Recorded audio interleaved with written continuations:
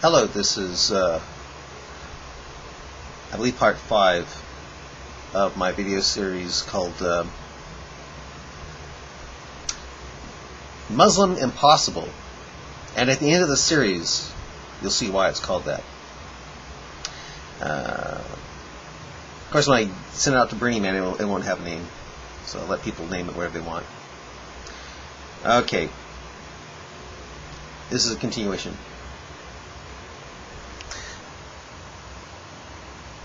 I see you ignorant my answers. I see you ignorant my answers about the prophet like Moses. It's clear, my sister. Sister, you want me to be female, don't you? Because Islam teaches that women have half a brain compared to men. Huh. And Jesus, he can't be a prophet of God. Both in the same time. Why? Because what is the meaning of a prophet? Quote, a man who receives a revelation from God. I bet you think I believe Jesus was only God while on earth, huh? You don't think I believe Jesus was, quote, made a little lower than the angels, like the angel says, huh? Made a little lower than the angels so he could suffer death as a man, true? I believe he was always totally God, right? I thought your God is one God, not three.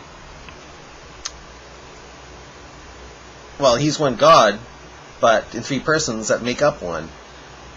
Or what is the point of John 1:1? What is the point of, quote, if you've seen me, you've seen the Father?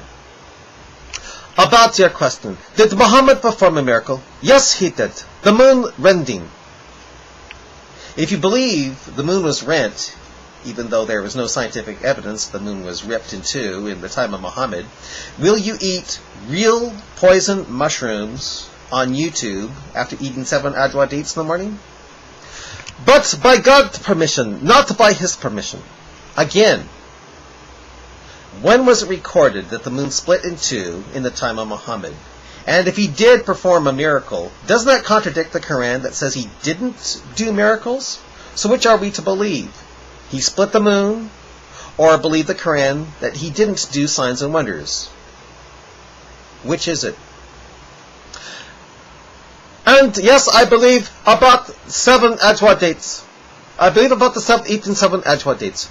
You swear to Allah that if you ate those number of dates, then swallowed a spoonful of cyanide, you'd continue to be able to breathe? Oxygen would still stick to the iron in your blood, allowing you to live? Really?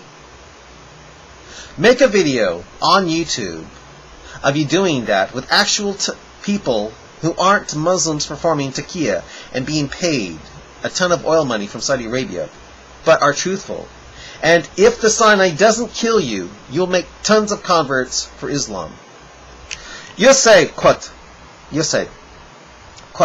do you think he was right on when he said the devil sleeps in your nose at night? Be truthful now. That's not the correct says. The devil doesn't sleep in your nose. But let's see the hadith. Are you lying and performing taqqiya here? I've seen the Sahih Muslim hadith that says he does, that the devil does sleep in your nose. Want me to post it? Oh wait, you want me to post it? Oh, you really want me to post it? Okay, here it is. This is Abu Huraira reported, quote, the Apostle of Allah, may peace be upon him, said, when any one of you awakes from sleep and performs ablution, he must clean his nose 3 times, for the devil spends the night in the interior of his nose. That's Sahih Muslim 2, 462. Are you going to say that that is not the true hadith? What does sahih mean to you? Doesn't it mean correct in Islam, in Arabic? Quote. So the earth doesn't rotate, you say. The roundness of the earth. Look, we're not talking about the shape of the earth here. We're not talking about the shape of the earth. To talk about shape is only diversion or snow of words, sir. A way to get away from the talk about the dates. Quote, he created the heavens and the earth for truth. He wraps the night up in day and wraps up the day in the night. That's Quran 39 verse 5. I bet you think that sounds scientific, true? Quote, it's the sun and moon, quote, swimming in an orbit. It is stressed in the Quran that the sun and moon follow specific trajectories. Right. According to the Hadith, the trajectory is prostrating under the throne of Allah before asking permission to rise again. That, to me, shows Muhammad was a very false prophet in a major way. How can it not? It is He created night and day, and the sun and moon, each one swimming in a sphere. That's Quran 21 verse 33.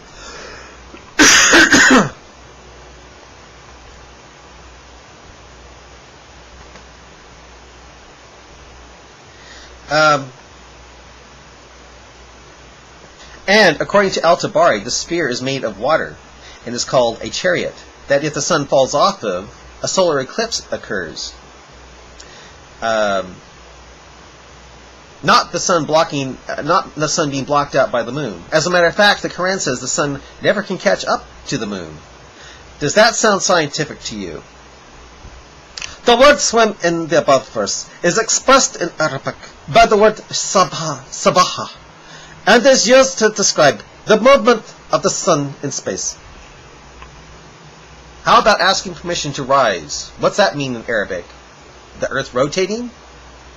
The word means that the sun does not move randomly through space, but that it rotates around its axis and follows a course as it does so.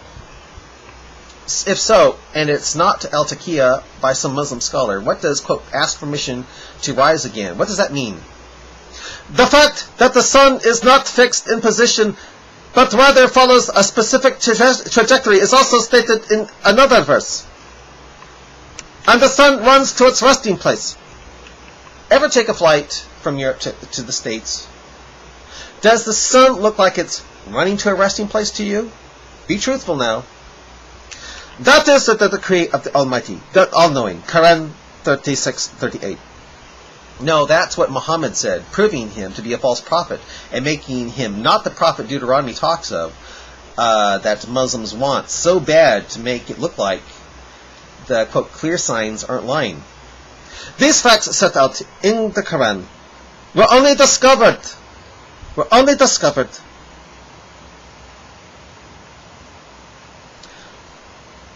by means of astronomical advances in our own time.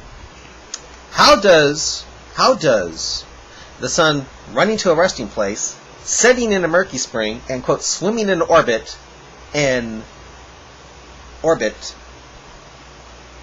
go along with what science teaches us? It doesn't. Proof again that Muhammad is not the prophet Deuteronomy speaks of. According to astronomers' calculations, sun moves along a path known as the solar apex, in the path of the star Vega, at an incredible speed of 720,000 kilometers per kmph. I bet it does. And in the process, totally contradicting the, quote, running to a resting place and asking permission to rise after, quote, prostrating under the throne of Allah. In rough terms, you mean false terms. This shows that the sun traverses some 17.28 million kilometers a day, as well as the sun itself. All the planets and satellites within its gravitational field also travel the same distance.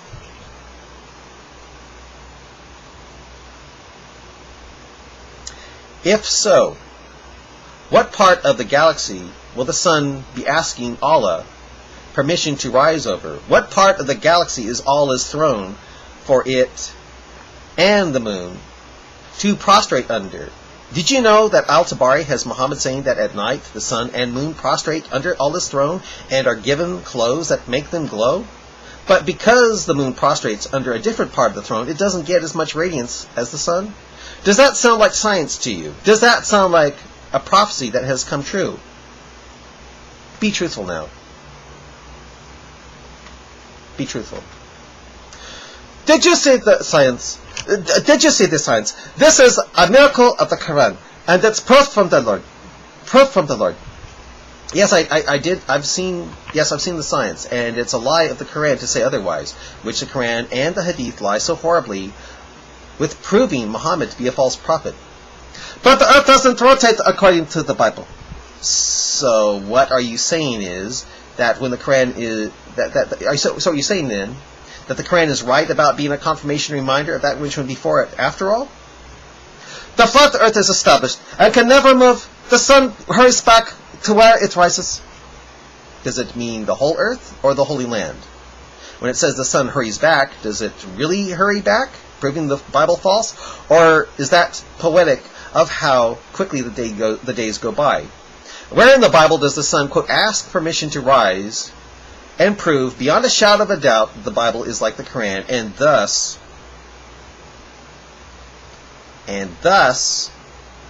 it is as atheists claim it to be? The Psalms 104 verse 5 and Ecclesiastes 1 verse 5 verses from the Bible. Right. And Ecclesiastes is poetic. But how is it poetic to have the sun, quote, running to a resting place? Quote, he set the earth on its foundations. But it can never be moved. That's from the NIV Bible, Psalms 104 verse 5. If it really means that, then the Bible is false. But is it all of the earth, or a portion of it, the Holy Land? The Bible also says the earth, quote, hangs upon nothing. Does the Qur'an say anything as radical as that? Quote, this goes on further. The Lord reigns, he is robed in majesty. The Lord is robed in majesty, and is armed with strength. The world, the deceiving translators should have said earth, not world, is firmly established. Are you sure? How do you know it's not the system and not something to prove that the Qur'an is true when it says it's a confirmation reminder of that which before it, that is the Bible? It cannot be moved from the NIV Bible, Psalms 93 verse 1. Again, is the whole earth or part of the world situated in the earth? Is that the whole earth or a part of the world situated in the earth? The earth have foundations, so Paul thinks that the earth is flat and it doesn't rotate. Paul wrote the Psalms? I thought the Qur'an said Allah did. You want me to post where the Psalms are also all his words?